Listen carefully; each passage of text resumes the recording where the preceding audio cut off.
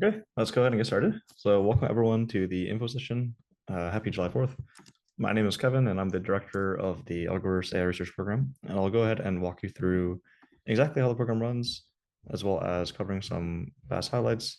And also we'll go ahead and answer your questions too. I'll try to get through all of them, although we do have a lot of people here, so I might not be able to get through all of them. If there's more questions that I haven't covered, feel free to send me an email afterwards. But yeah, let's go ahead and get started. So first, I'll just go ahead and introduce our team. I'm the only one here for the info session, but here's some of the other people that you'll meet throughout the program. So first, my name is Kevin. I've been the director of the program since we started back in fall 2023. A little bit about my academic background. Looks like someone drew some lines here. Let me see if I can get rid of those. Let's see. Okay. Yeah, so a little bit about my background. I graduated from Berkeley 3 years ago, and I was pretty involved in the teaching and the research communities. So I was the head TA for the algorithms course and a lecturer for the LeetCode decal. And I also did research at Berkeley Rise Lab on convolutional neural networks and making them more efficient. And then after I graduated, I worked in the industry for a little bit. So I started out at Citadel as a quantitative researcher. This is basically like applying machine learning research to the stock market. And then I worked as a software engineer at Palantir, doing backend software engineering for Gotham. Then after that, though, I've been running this full time starting fall 23, and I've been doing this ever since. So it's been a really fun time. So I help out with like LLM research for the different teams that we have, as well as just generally like running the program. And yeah, it's been really fun. I'll tell you more about it. Some other people here, Dev is one of the co-directors, so he also will help out with the logistics of running the program. He is a AI safety researcher, so he works at RAND, which is a government corporation. So he coordinates with like the White House on bioweapon risk of AI and like other AI safety related things. Sean, Vasu, Vivek, and Kevin are four of our PIs. For principal investigators, these are the ones who will be helping out with the high level direction in our lab. So Sean, he's a PhD student at UCSD, and we created the program together back in fall 2023. And yeah, he's really passionate about teaching people as well as LLM research. He does work in reinforcement learning as well as like long form decoding, reasoning, and a bunch of other stuff. Vasu is a research scientist lead at Meta. So he leads the training of large foundation models that uh, are used for state of the art sort of tasks. So, for example, he was the tech lead for the pre training for Dino V2, as well as recently he was a tech lead for Llama 4, which just came out recently. So he's super experienced. He's been in the field ever since it came out with deep learning with AlexNet back in like 2011, 2012. And yeah, he's published dozens of papers at top conferences and also has like thousands of citations. Vivek is a researcher at OpenAI. So he works on like the foundation models for like GPT and like O1, O3, and all those. So he works on mostly like reinforcement learning and also synthetic data generation, stuff like that. And yeah, he's been yeah also in the field for a while. I guess he did his grad school at Berkeley, um, and yeah, he's also published at the top conferences. Kevin is a PhD student at CMU, so he does research on AI for science. How do you get AI to, like, say, for example, design new drugs? Um, and yeah, he also did his undergrad at Berkeley too, where he was the head TA for the beginner CS course. And he also created the LLM infrastructure for the department in general. Next, I'll talk about some of our mentors. So Osley, Cole, Ben, and Abby are four of our mentors. We have other mentors too, but I guess here's a few that have been with us for a while that I'll go ahead and highlight. So Osley is a she's a what do you call it, like an AI VC analyst. So she works at a venture capital firm and discusses like whether or not to invest in certain companies based on evaluating their like AI like tech stack and stuff like that. And she also graduated from her master's at Berkeley too. That's how like me, Sean, and Osley met. Um, and yeah, she is the instructor for the software engineering course, CS 169. So if you take that course, she teaches it there. And she also did research in more systems related things, but she now does AI research too. Cole is a former software engineer at Amazon, but he quit about a year or two ago to do full time AI research. So he does research in specifically interpretability, trying to understand like how exactly LLMs work. Um, so he does a lot of LLM research, and he's also one of our dedicated mentors. Ben is a PhD student, or sorry, he's a med student at Stanford. So he does AI research on any sort of like medical related topics. So if you're interested in doing some sort of medical application of AI, definitely go ahead and request him to be your mentor. So he specifically focuses on AI for surgery as well as LLM clinical evaluations and agents.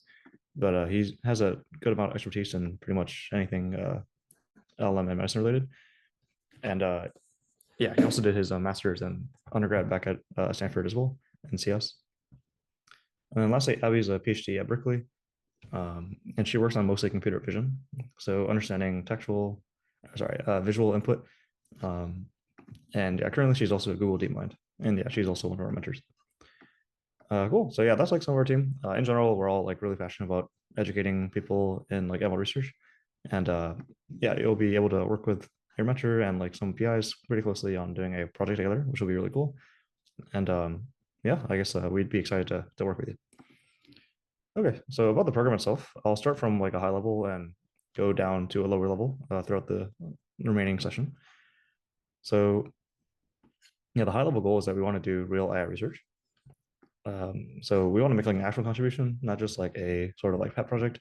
And this is actually doable for the first time because in 2025, LLM research is just like more approachable than ever before in history because the field is so new. This is true for ML as well. It doesn't have to be LLM research, but especially LLM research, it's just there's lots of low hanging fruit, and it's a good opportunity to do something novel that like actually matters. So here's like a paper that we did um, that got accepted to a NeurIPS workshop. NeurIPS is like the #1 ranked ML conference in the world, and it also was chosen. The cool thing about it was also chosen as one of 20 papers in OpenAI's paper bench, which we were really surprised and proud of when we saw that. So for reference, paper bench, this is OpenAI's benchmark for seeing how well can AI replicate AI research. And this is important because if AI could do AI research, then that means the field will move really fast because like, I guess for obvious reasons. So to do this, they took 20 quote unquote like state-of-the-art AI research papers from ICML and NeurIPS and saw how well their agents could replicate the research. And yeah, they chose our paper as one of those. So they handpicked it out of the 20, and that was yeah, really cool because yeah, I guess like that just shows like the paper has actual impact, which is pretty crazy. Here's also the review that I got at NeurIPS. I was part of this paper, so it's like kind of a self-pat on the back, but they said that it's like a strong paper that makes a valuable contribution to enhancing LLM reasoning capabilities. And yeah, it was like novel, well justified, and so on. So yeah, pretty cool. And yeah, fun story about this was that this came out in April, like the paper bench release, and I actually didn't know about this until one of my students pointed it out because yeah, Tim had actually been coordinating with OpenAI since November. He's one of the students on the paper. He just never actually told me or anyone else because he was under an NDA. So actually, I didn't know about it either until it got released. But yeah, I was really happy when I saw that.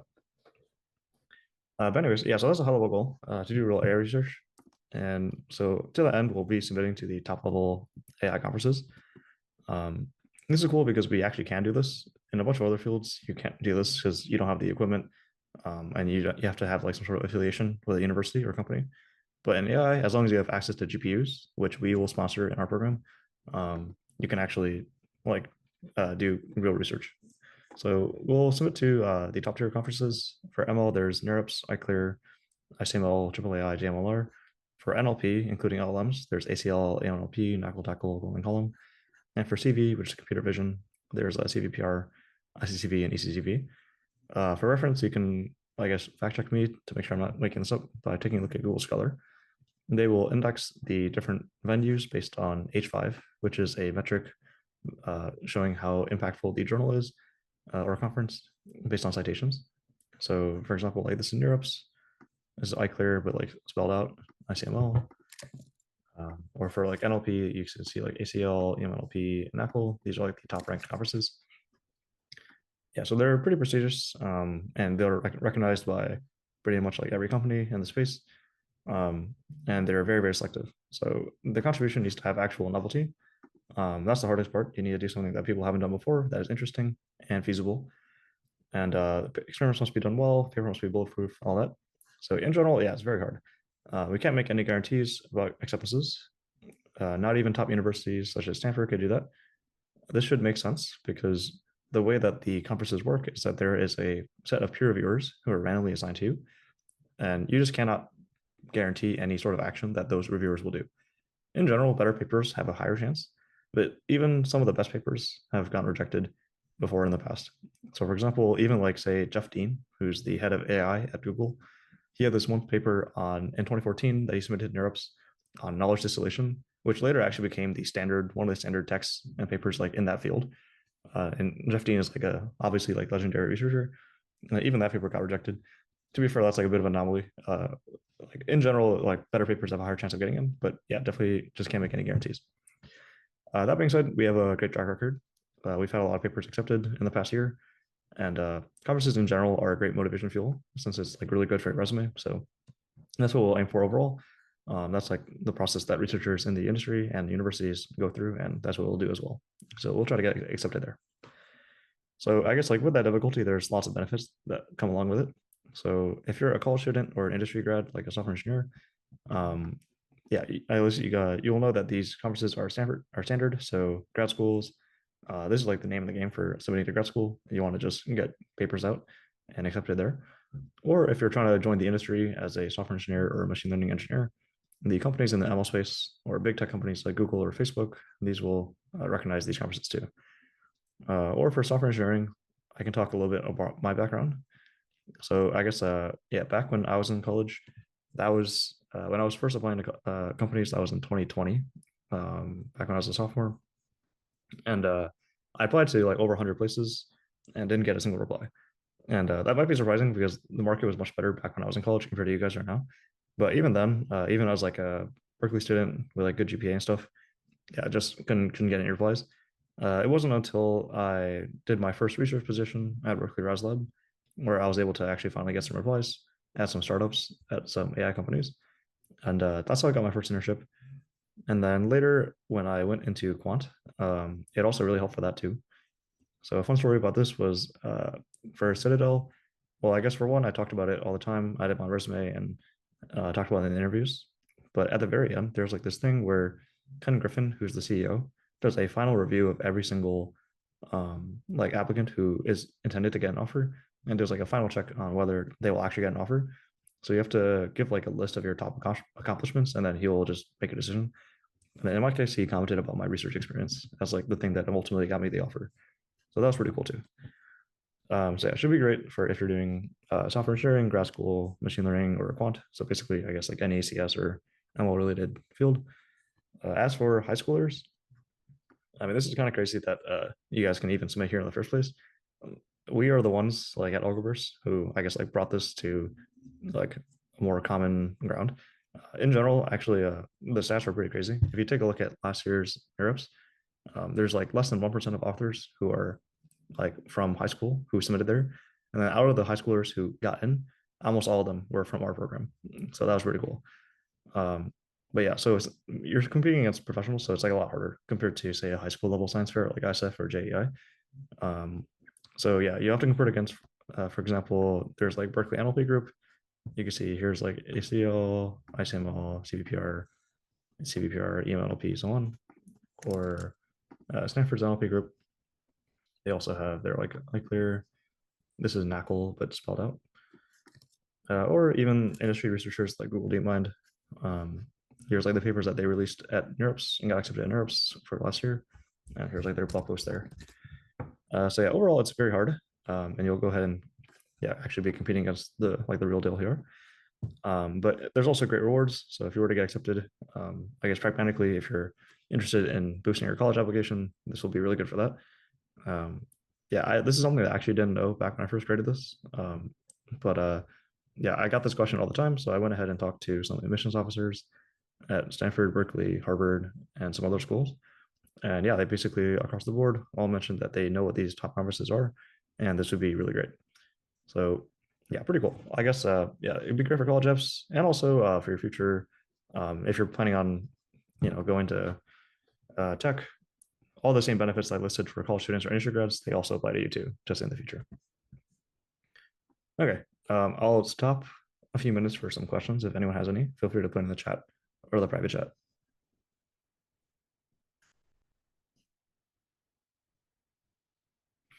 Yeah, we'll record the session and we can deliver to your email as well.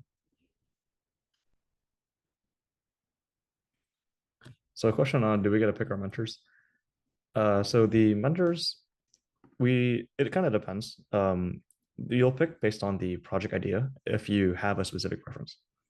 So if you say want to do like medicine related topics, then you should go ahead and work with Ben, who is our mentor there. And you can specify that you want to work on medicine, and then you can go ahead and it will just place you with Ben. We won't like necessarily like we're not going to show you the mentors' names and all that beforehand, since we don't want like all these like everyone to like we want to like load balance on our own. But yeah, if you have a specific topic of interest, we'll match you with a mentor who has a specific that aligned interest as well.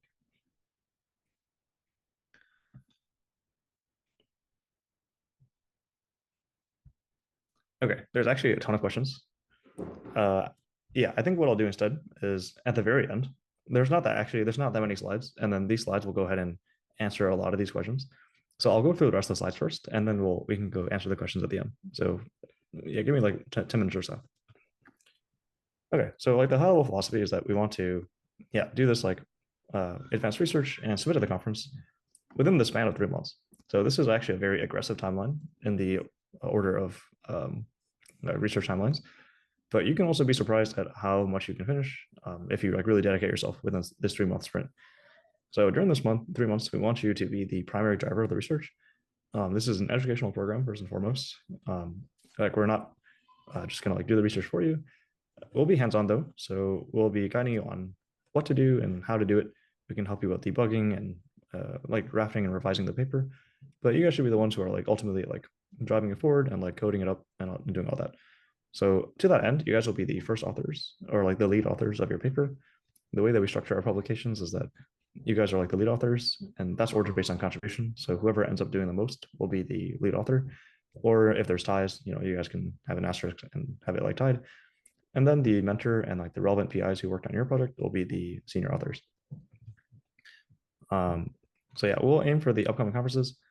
For this cohort, I should update the slides. Yeah, NeurIPS or EMNLP. This is yeah, that's not going to be for this cohort since this is too late for that based on the timeline. But EACL main, EACL workshops, and ICLR workshops, these are all ones that you might aim for. The specific one that you go for will depend on the workshop or depend on the topic that you do. So for example, ACLs for NLP. So if you do something algorithm related, then that's going to be like the main menu there. These rotate across the year. So ACL, this is the one that happens to be at this time of the year. But if you were to get rejected, you can always resubmit to another one. So for example, ACL, that one is due in January, or NACL, that's going to be due later, and so on. So we'll aim for whatever is in the upcoming vicinity, and then if you get rejected, you can always resubmit later.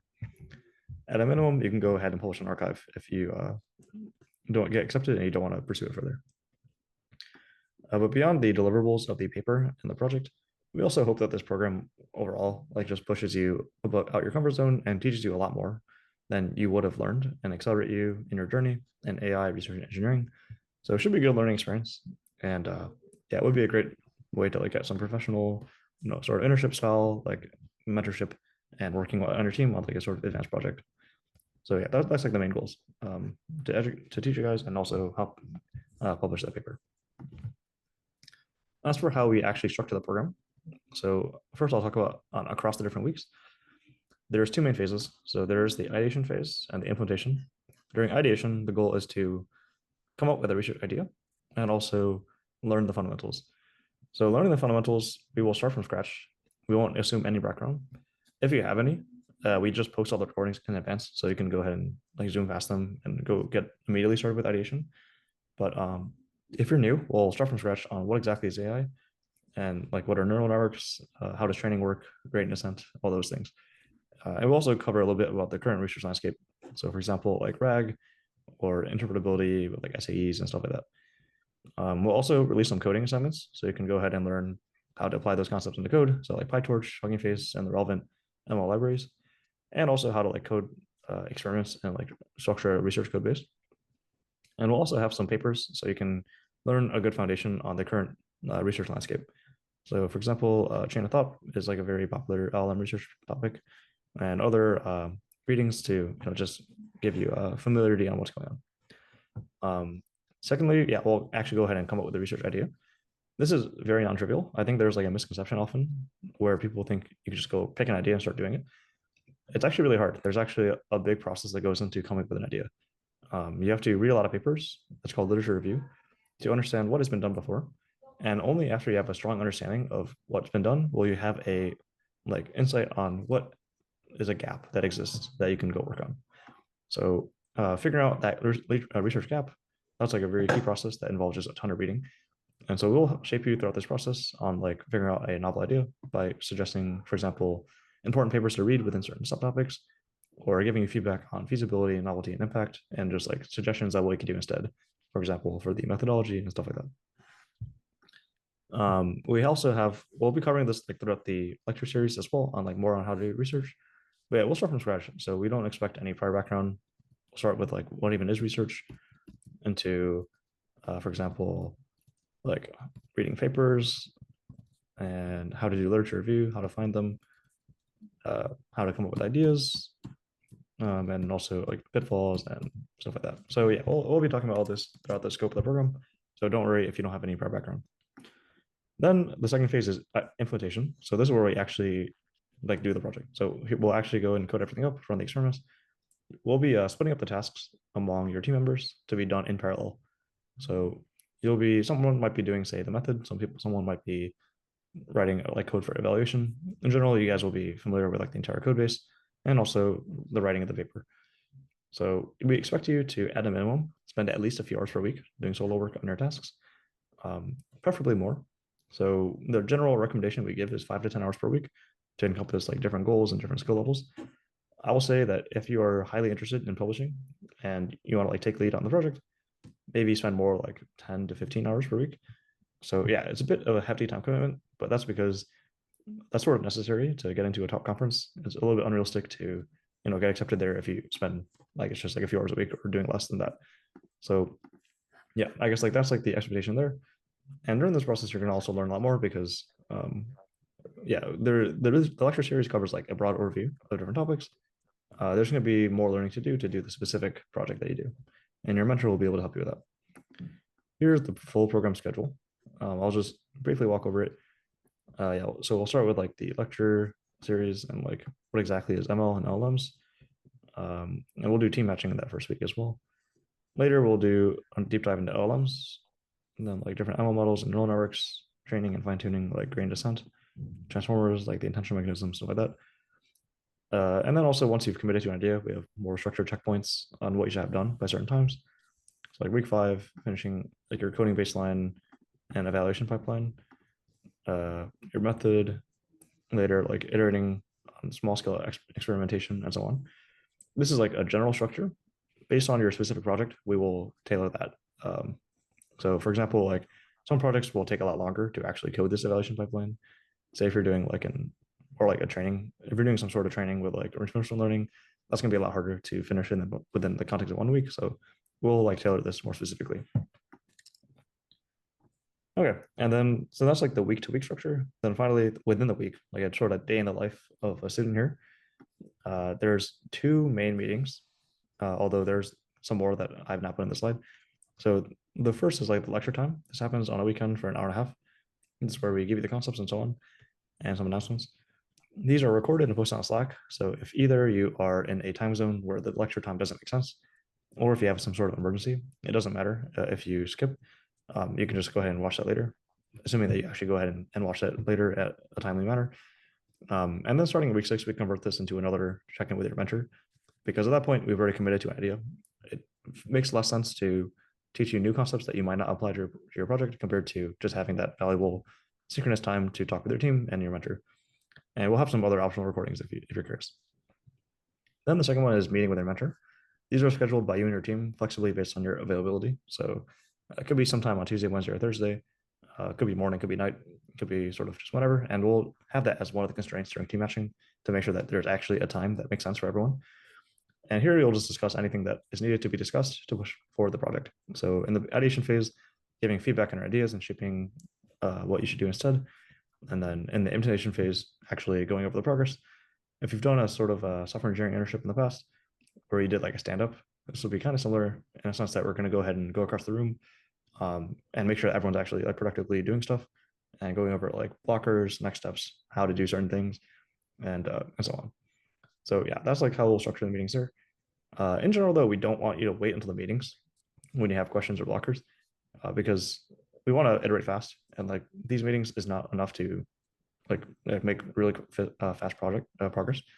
So instead, we should be using Slack for most things. So we'll use Slack. It's kind of like Discord, but more professional. And most companies nowadays use Slack. So we'll be doing that too. And yeah, just make sure that you install the Slack app and are checking it frequently. So we prefer that you guys talk like every day / like every other day. And also to talk to us, we'll be very active there too. And that's where I spend most of my time nowadays. But yeah, so that's how we sort of run the day-to-day life. Beyond the meetings that I've shown here, the other thing I want to really emphasize is that between the meetings, you should be actively working on stuff. So during the ideation phase, that should be like reading papers and coming up with ideas. And during implementation, that should be like coding. But yeah, in addition to the meetings, like don't just like show up to the meetings and that's it. Like we expect that you guys actually work on the projects. Two other like potential meetings that I didn't show on this slide. One of them is the fact that some mentors prefer twice a week meetings instead of once a week check-ins.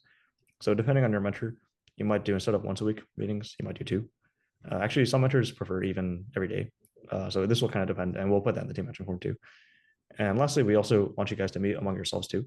It's great to do some like pair programming and to generally like synchronize with each other. So we require at least once a week that you guys meet with your team independently.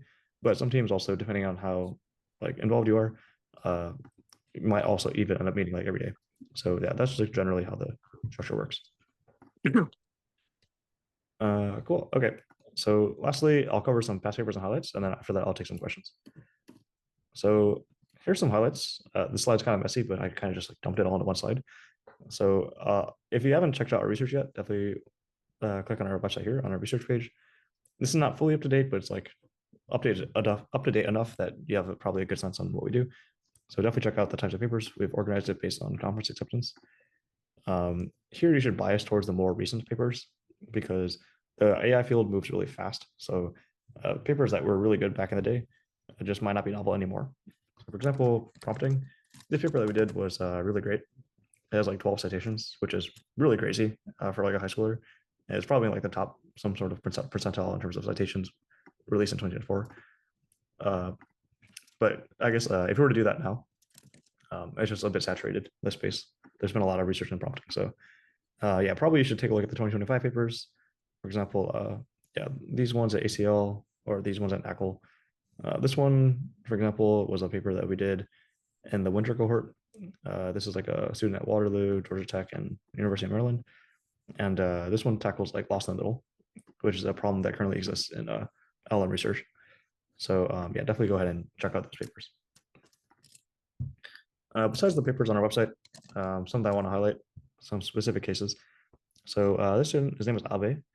I want to really highlight his case because he came into the program with no prior coding, AI, or research experience, which is actually like really crazy to think about. So during the program, he like learned Python and AI at the same time, and later became the lead author of his paper, which was Avenue. And that paper did really well. So at this point, since Spring 24, it's been cited by Microsoft, Google, Stanford, CMU, Columbia, UW, and Oxford. It was accepted at an EMNLP workshop. EMNLP is like the second ranked NLP conference. And it was also one of the 20 accepted at the NeurIPS high school track, which had a 5% acceptance rate. Later after that, he got research positions at Stanford, MIT, and UMich, all at high school, or all while he's still in high school. And also ML internship at Mathos, which is a YC startup. Also pretty crazy. It's a paid internship as a high schooler. And now he's incoming in 12th grade. So he just finished 11th grade. And yeah, so we gave him a 100% merit scholarship to return. And so he returned again, and he did his second paper, got accepted to ICLR and NACL. Third paper got accepted even as an oral presentation, which is the top 2% or like one of 8 selected at ACL/SW, which is pretty cool. And then, yeah, he's returning again for the summer. Ayush and Ryan were two of the authors in the paper that I showed in the first slide, Semantic Self-Consistency. So this is the one that was accepted to NeurIPS, the math workshop, as well as featured by OpenAI. And then both of them got accepted to Stanford off the waitlist after writing about, Ayush after writing about his research at Algoverse in the letter of continued interest and a letter of recommendation. And then Ryan, I guess he got directly in. But yeah, so that was pretty cool. And here's also Ryan's testimonial. And here's also his Caltech acceptance, where the dean also talked about his research, which is pretty cool. So yeah, those are some of the highlights for high schoolers. For college students, we'll have more of these soon, just because our first track was only in winter 2024. But yeah, some of the placements that we had so far. So Bardia was a freshman and got accepted as a SWE intern at Apple. And he also talked about this as his main experience in the interview, which I was really proud of because he was a freshman and he was already getting big tech, which is pretty great. James was a freshman at Waterloo, incoming ML engineer at Apple Point, and then here's the quote that he gave. Daniel was a junior at Columbia and incoming quant trading intern at Algoverse. He also had Algoverse as the first experience on his resume. Sean was a junior at Emory, incoming Gen AI at Scale. This was the company that recently got acquired by Facebook. Meta, Facebook.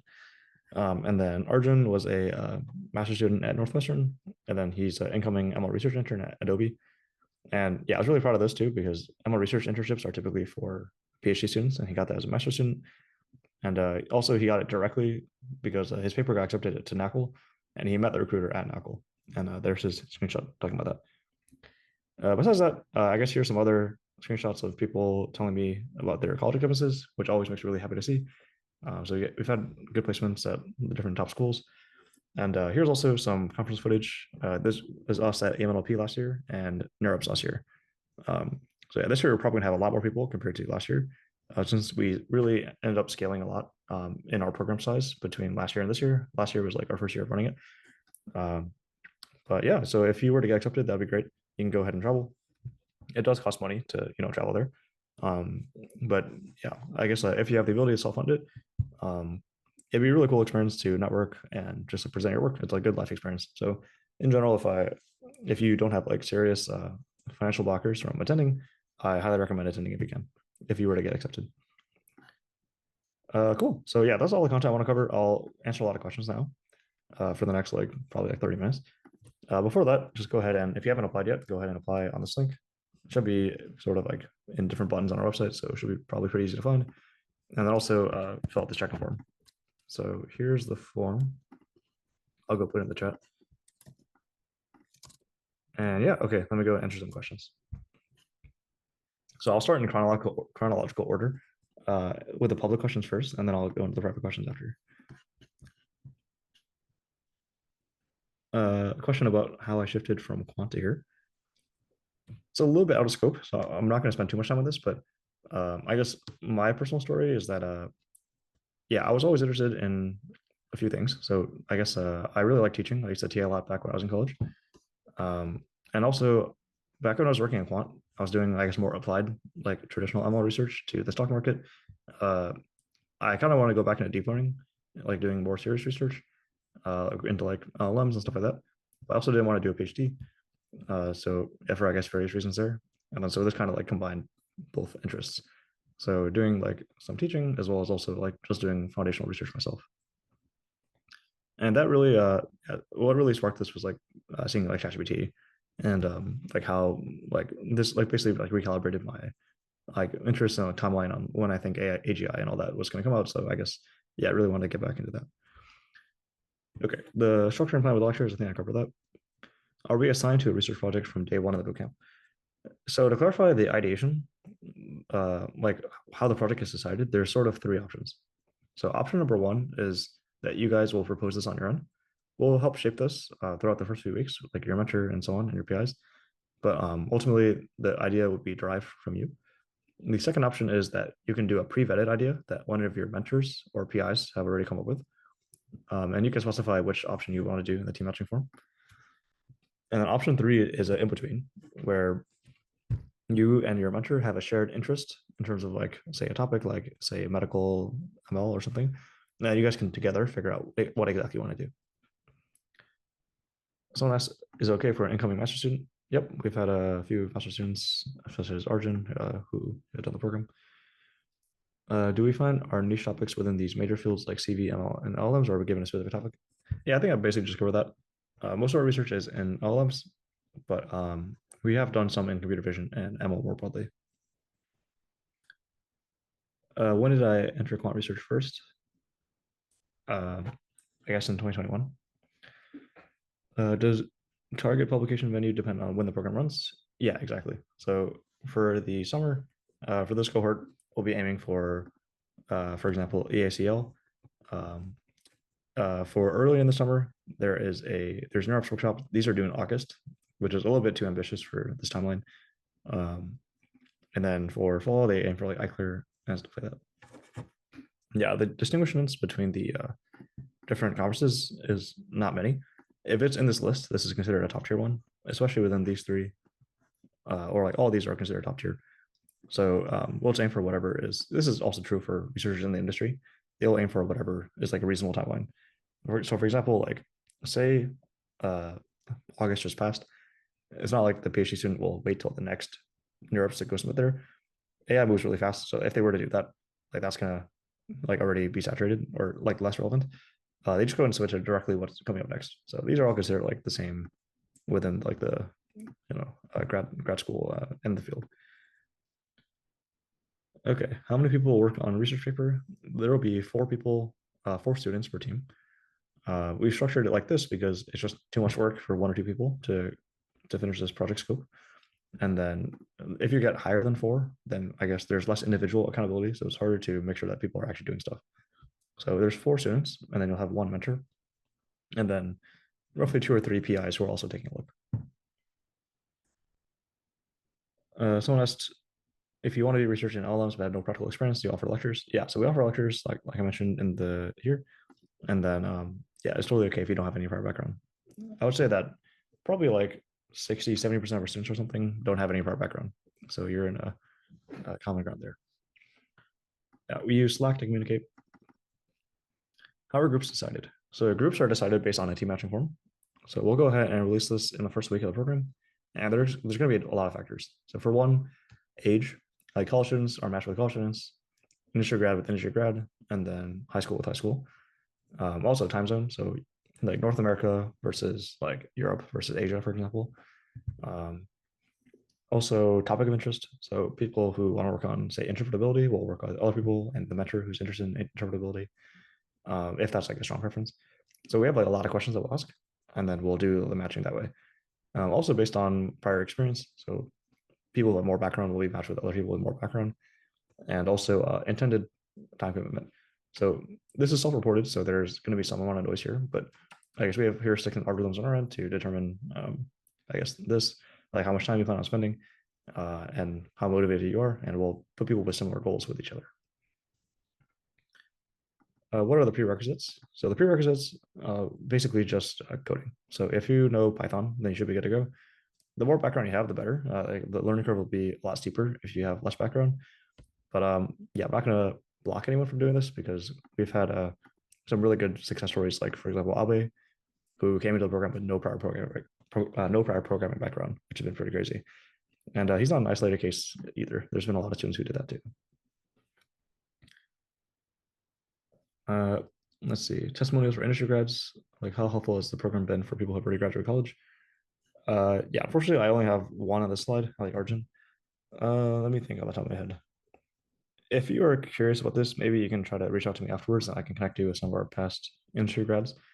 But yeah, it should be good. We've had some, for example, 2 students in the spring were software engineers at Apple who are looking to transition to something more ML based. We have a software engineer at Retool.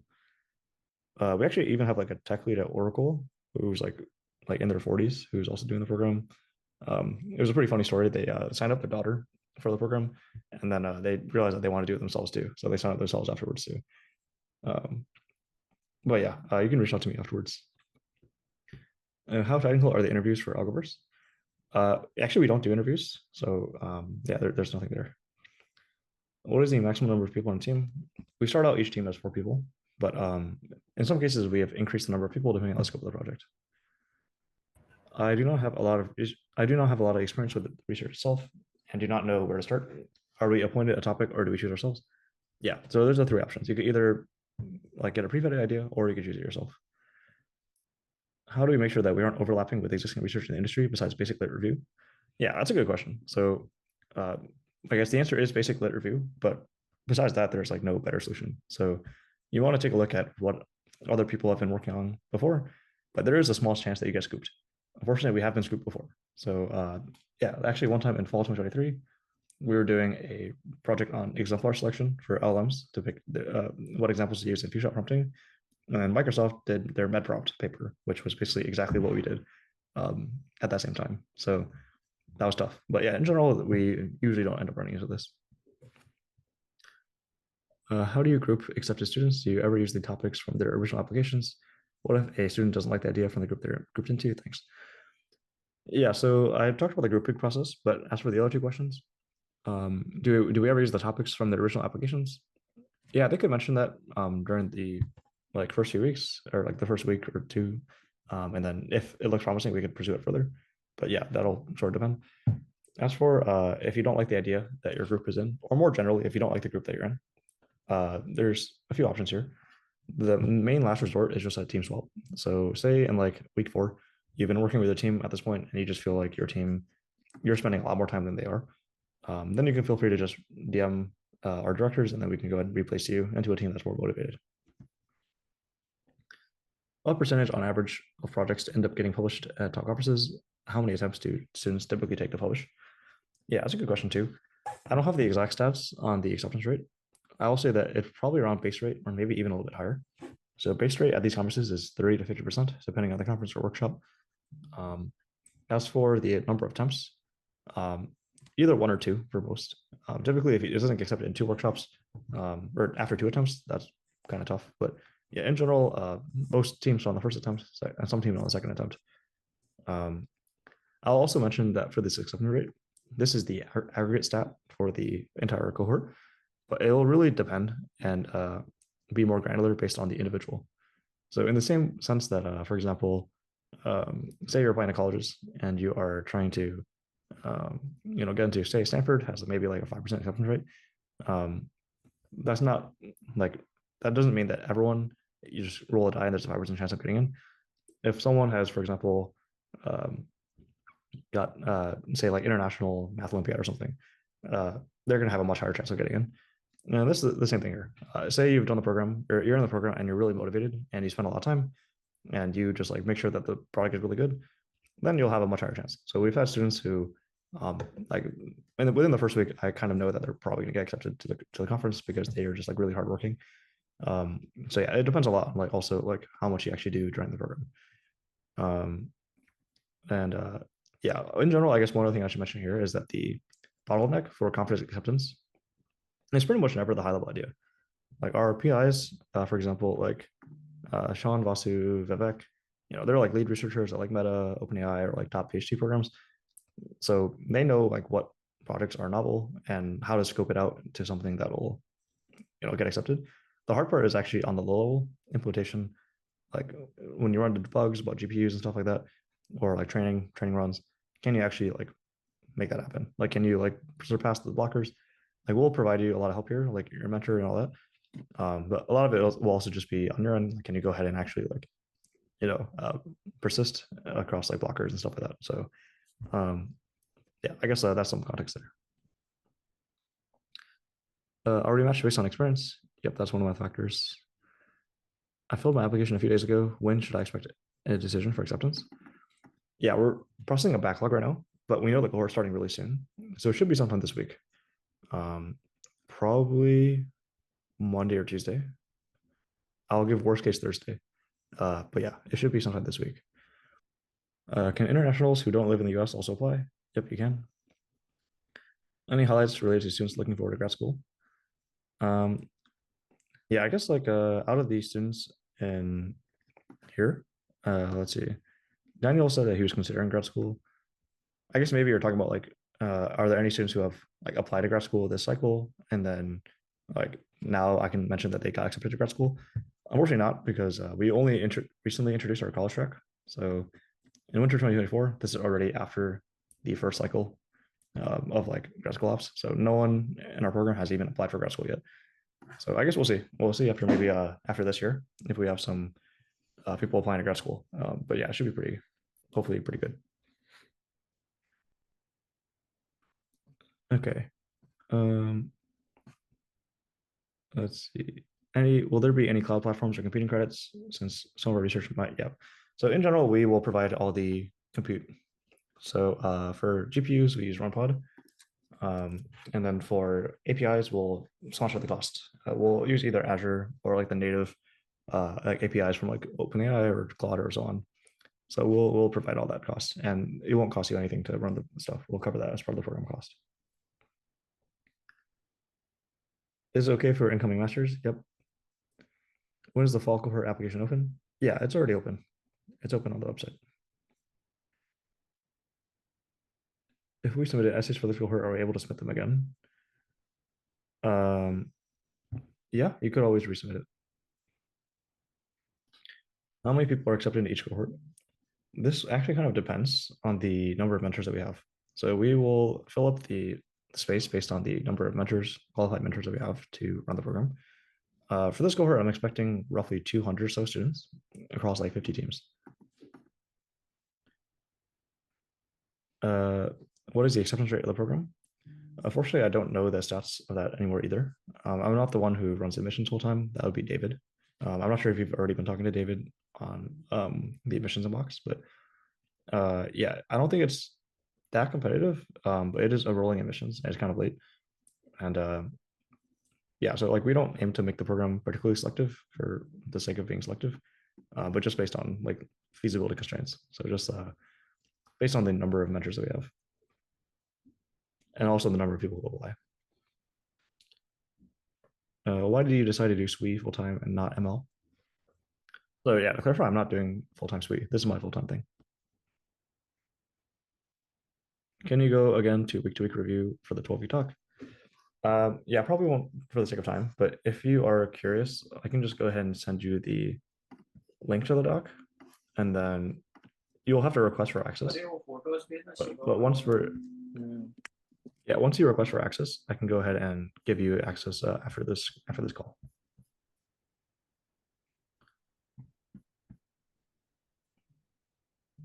Okay. Is doing the program parallel to a uni semester feasible? Actually, I think I missed a few. Let's see.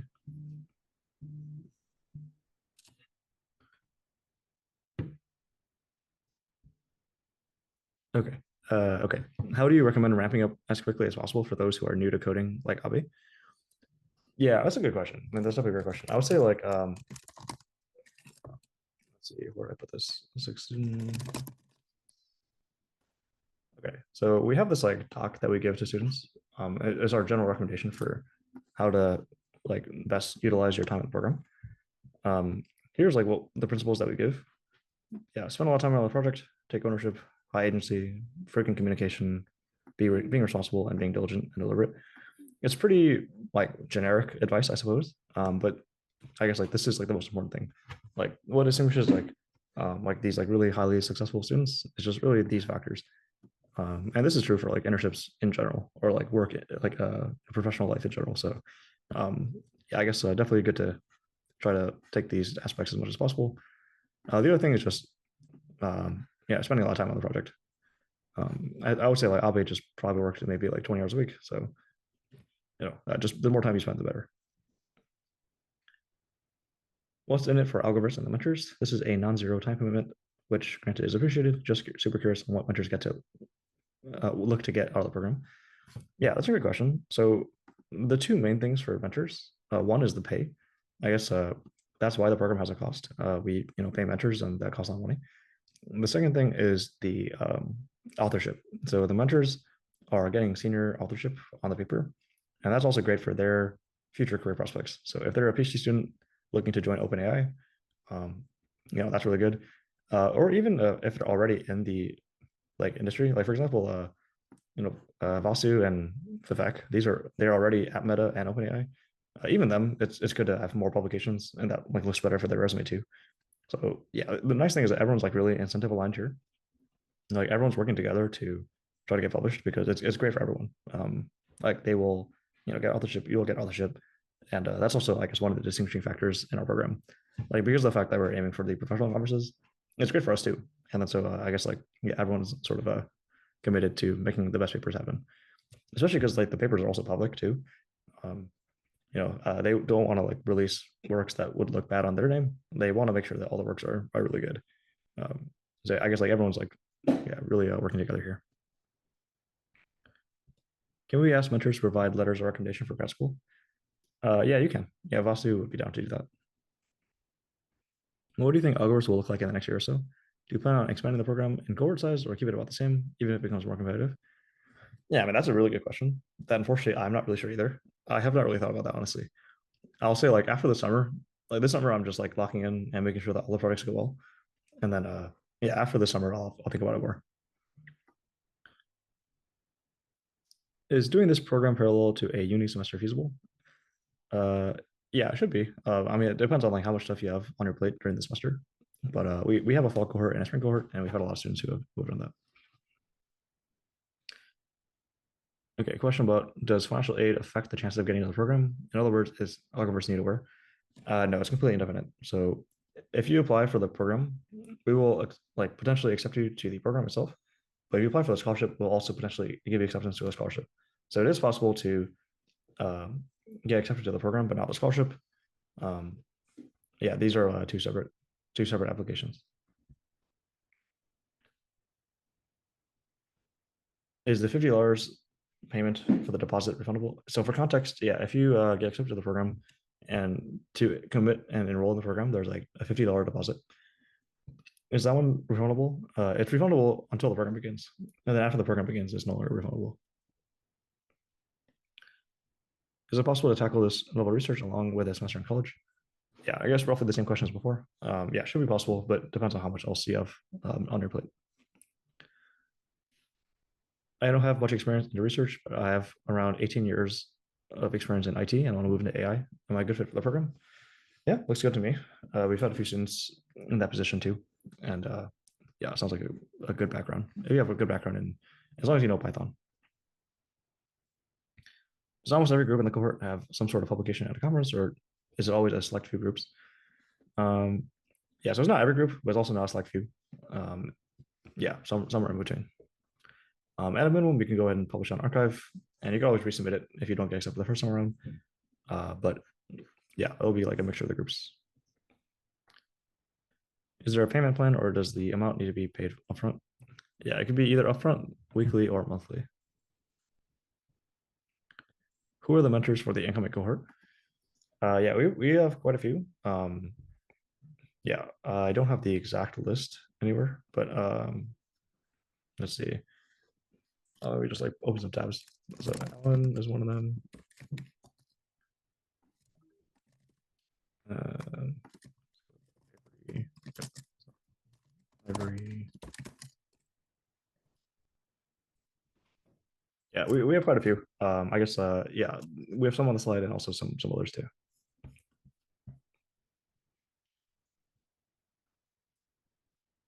Okay. Is there a separate application to the conference? Yeah, so to submit to the conference, that's not open review. Basically, these like conferences are held here, and then you submit your paper here. So for example, say we take a look at this random ICTV workshop. You go ahead and submit it here, and we'll guide you through this process. Are the GPU resources and other expenses paid? Yeah, they are. LBG, for your specific question, go ahead and email the admissions inbox. Yeah, the cohort in July decision will come out this week. Fall is already open. If we're in high school, will our others in our team be high schoolers too? Yeah, they'll be all high schoolers.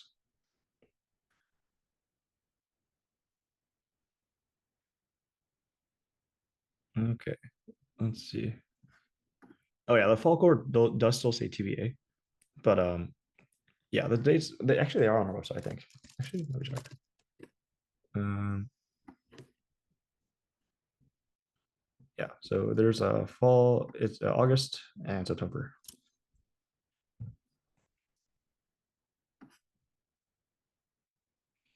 Yeah, so if it says access denied, go ahead and just request for access. It'll say access denied for everyone, but then I can go and share it to you afterwards.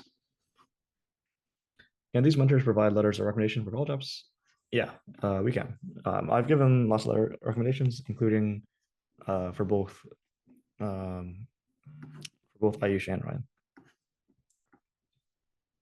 Ryan. These two.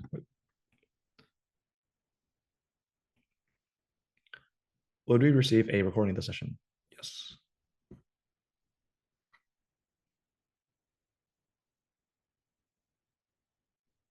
Does Algoverse have a winter term? Yeah, it does. We have terms year round.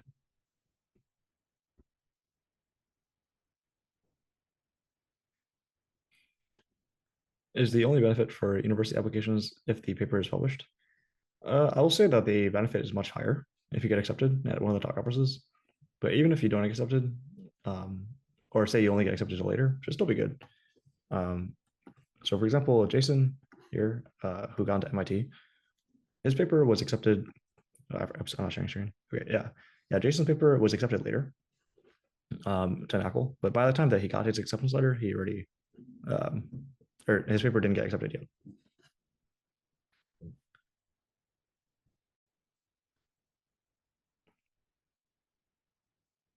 Is one-on-one mentoring available? No, it's not. Yeah, reason for this is that it's too much work to what do you call it, to do a paper as one person to submit to the tech conference, as well as it's also not as feasible for our merchants. So if we wanted to offer this, it would need to cost a lot more than what it already costs, and it already costs a lot. So yeah, we cannot do this. Does the program have an alumni support, such as providing help if folks want to continue applying for internships or grad studies? Not formally, although we probably should do this. So uh, yeah, keep in touch for this. Um, yeah, you could always feel free to reach out to other people in the Slack, like other students, or you can like DM me, and then if I have any time, I can also help out with that too. Can you resend the attendance form? Yeah, here's the form.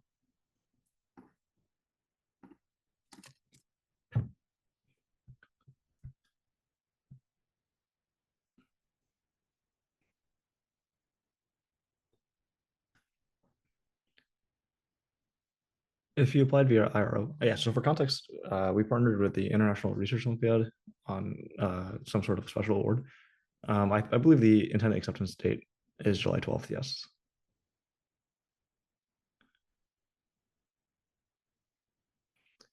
Yeah. So to clarify, yeah, the question about high schoolers, yeah, if you are an industry grad, you'll be matched with other industry grads, or sometimes like seniors in college.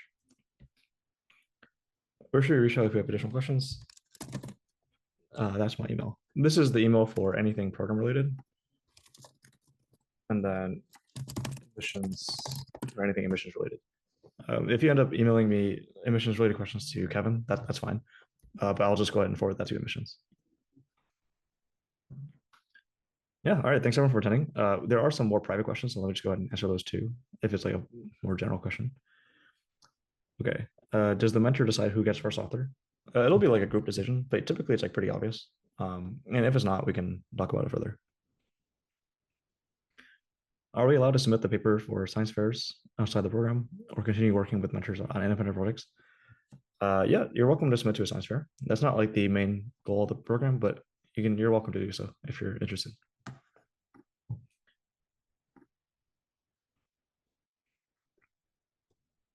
Uh, how can I get how can I keep in touch for help outside of Algoverse? I'm already kind of busy as is, so unfortunately, I probably won't be able to give too much advice if you're just like asking me help about like other non-Algoverse related things. But yeah, feel free to like message me on LinkedIn or something. Maybe I could take a look.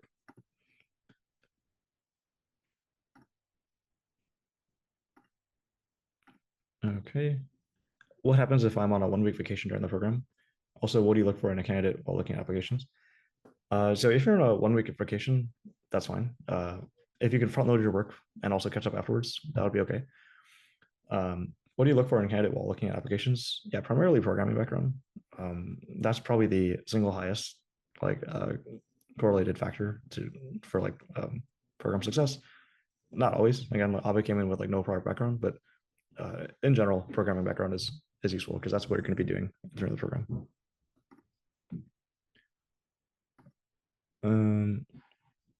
Let's see. I've already applied, but after blah, blah, blah. Okay, it looks like I already answered these. Okay. Does school name matter for the application?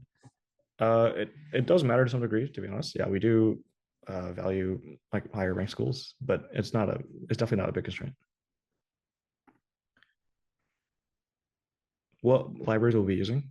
So we'll be using primarily, it'll depend on your project, but PyTorch is like the most common one for training. And Hugging Face for LLMs.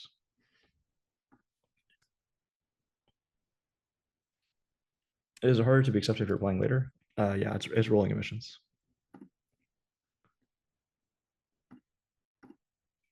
What is the favorite? What is your favorite? What was your favorite research topic that you've worked on, and which one do you think gave the most value? Yeah, it's a pretty interesting question. I kind of like a lot of different topics. I really like interpretability work, so I've had a lot of fun with those. I do also really like reasoning. So the this one that I worked on, this was one that I was the direct mentor for back in the day, like semantic self-consistency. So I really enjoyed that. And that was really fun. Let's see.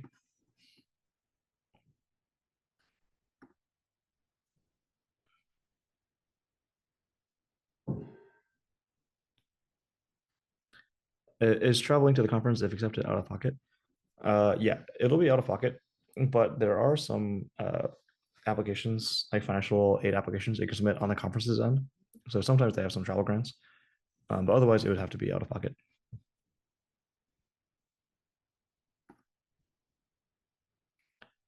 Will we be submitting to conferences as an industry slash academic slash student? I'm not sure if I'm fully understanding this question, but yeah, I guess like the conferences don't have any restrictions on. Oh, this has cost. Oh, okay, okay. So yeah, the cost implications for attending the conference, I think you're referring to that. That's just based on what you currently are. So if you're currently a student, then you can mark student. If you're currently an industry grad, then you would mark industry grad and so on.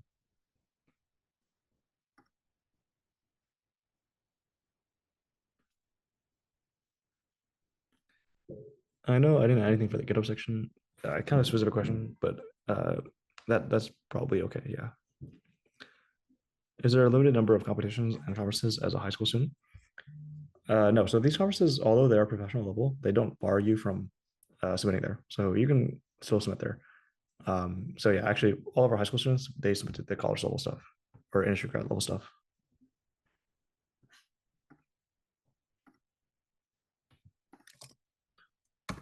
Okay, cool. In that case, I think I've answered all the questions. If not, maybe speak up in the next like 10 seconds. But yeah, thanks for attending. And we'll get back to you, yeah, within the week if you applied recently. Okay, actually, yeah, a few more questions. Okay, how do people frame their research on the college app? Do they write the name of the Algoverse program name?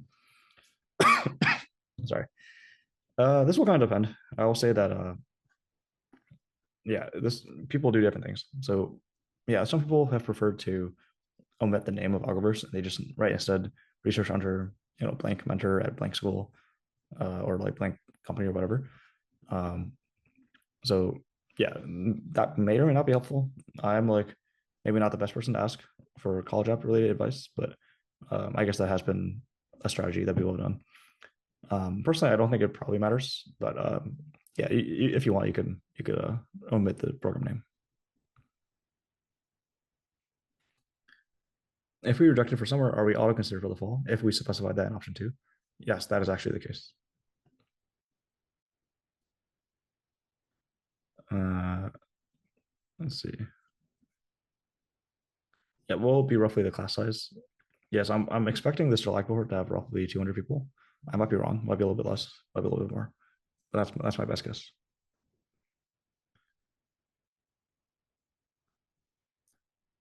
What are some tips for CS exposition? Because I recently had a teaching internship at Stanford. I want to know what drew you to the teaching aspects of CS.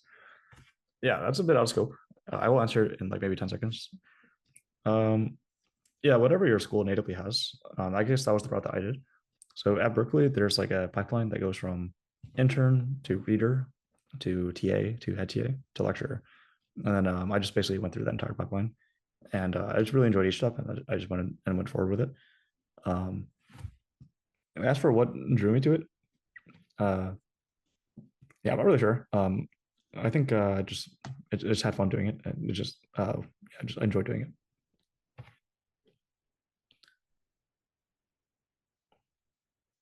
If you applied on July 4th, I haven't heard back yet. That's like normal because it's only been 2 days. I guess like our admissions team is on break for the weekend, so you shouldn't really worry about that.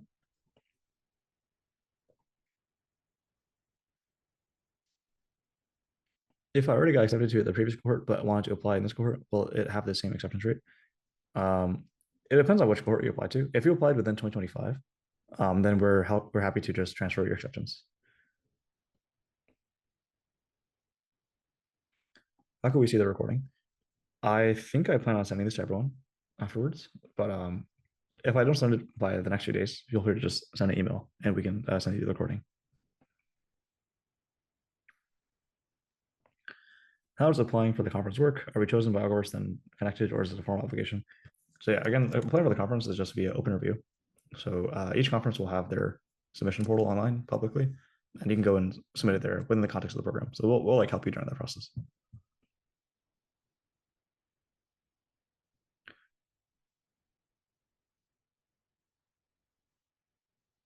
Okay. Yeah, I have to run now, but if you have any other questions, feel free to, yeah, my two emails are this and this. And yeah, thanks again for showing up. And yeah, definitely excited to work with you if you join the program. And yeah, we'll go and catch you later. Happy rest of the weekend.